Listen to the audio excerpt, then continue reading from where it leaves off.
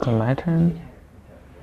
Yes. At his home in Little Falls, 3-year-old Cooper Wadvogel is used to waiting. You have to play right. He's the definition of resiliency, that's for sure. He's waited a long time for this moment with his parents. Just good to be home. His mother, Catherine, Purple? has waited too. I was longing to hold him. That's all that I thought about.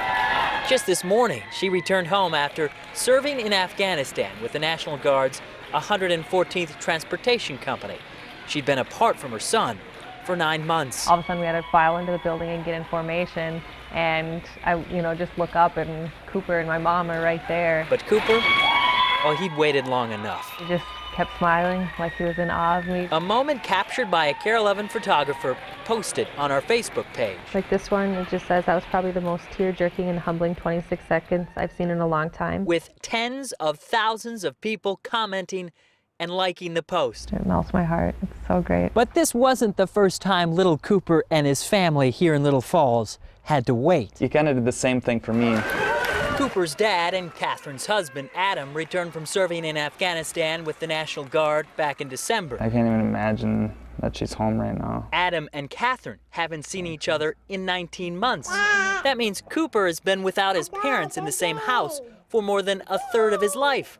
So you can understand why he wants it to last as long as possible. We play all day. Jay Olstead, KARE 11 News. Yeah, we can play all day. What do you want to play with next? Little Falls.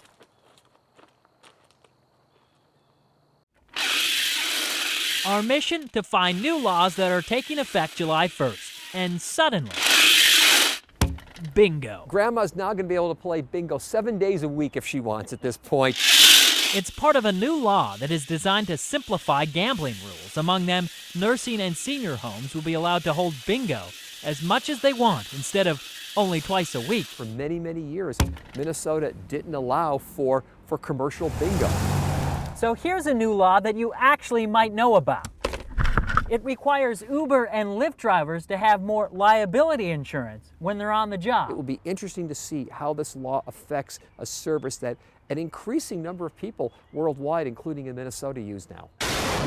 Another law includes spending $250,000 to combat terrorism recruitment in the state after several young Minnesota men were recently charged with trying to join ISIS. It will be interesting to see how this rollout occurs. Political analyst David Schultz is talking about our next law, the medical marijuana bill, that was actually passed last year but goes into effect July 1st. Minnesota, it's going to be tightly regulated, and that perhaps is the most significant new law that's going in effect. Significant in part because it got so much attention, but it will impact only a select few right now that qualify. All these bills are just some of the dozens that will become law tomorrow. What's unusual is the fact that we only had about 90 bills get signed into law this year, and that's just about a record low number.